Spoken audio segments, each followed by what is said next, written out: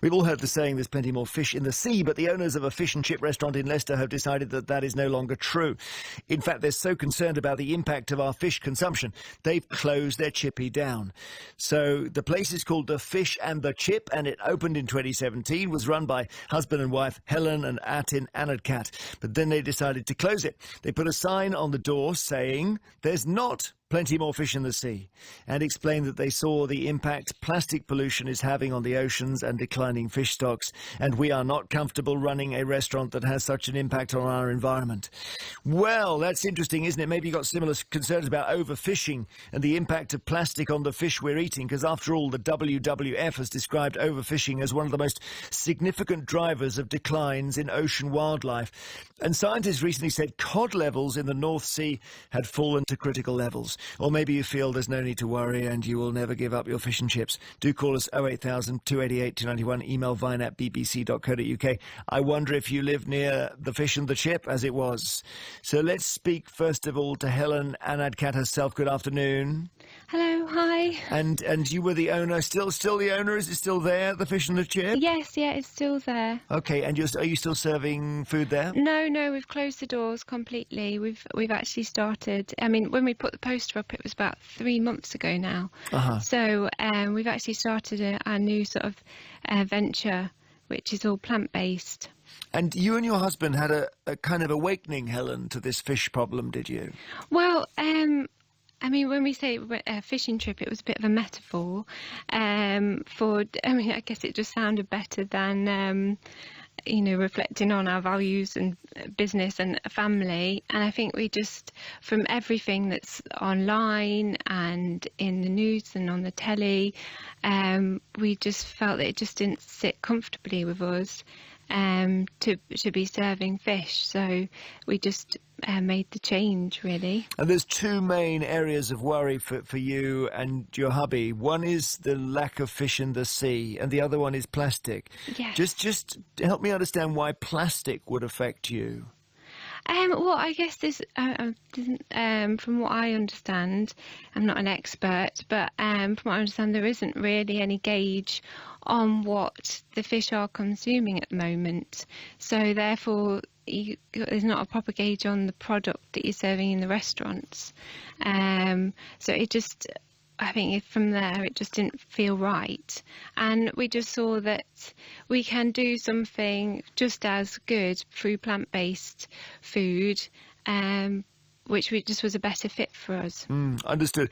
Certainly the number of fish, of cod particularly, has gone down. So there were 270,000 tonnes of cod in the North Sea in the 70s, yes. And it's now about 44,000. So it's really slumped. Yeah, I mean, you only have to go online and put in, like, sustainable, look at the fishing industry, and it's all on there. And it is quite eye-opening, really.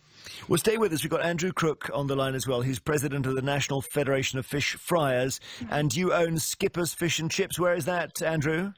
That's in Exton in Lancashire. Okay. These are the things that Helen's talking about are universal to everyone, aren't they? So what's your view? We work very closely with the MSC, which is the Marine Stewardship Council, which ensures that all the fish that is served in fish and chip shops comes from sustainable sources. We're trying to encourage more shops to get involved with the scheme. The last 7 winners of the National Fish and Chip Shop of the Year were hold chain of custody for MSC. And we just see this as the way to prove to the general public that there are plenty more fish in the sea. Yeah, but the numbers are dramatic, aren't they? We may be fishing less than we did in the 70s, but my goodness, the total tonnage of cod in the North Sea has completely slumped. I think with the North Sea, especially the waters around the UK are getting slightly warmer, so that's driving fish a little bit further north. So they're actually moving into a bigger body of water, which is better for them reproducing. So in the future, we're likely to see more fish in the Barents Sea. I see. So we'll be fishing elsewhere.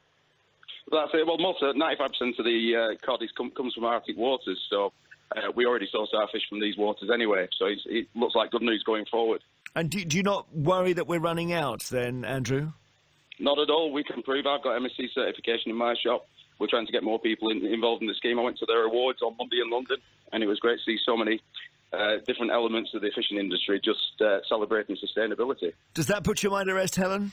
I think that's great. I mean, if they're trying to get more people on board, I think that's amazing. I mean, for us as a family, it wasn't the right fit going forward, just because we were mainly not eating it at home as well. So it was more of a personal decision for us. But I mean, I think if they can get more people on board with sustainable fish, the better. But what does actually sustainable mean, Helen, to you? Does it mean that you fish and then you leave it for a year, or how does it work?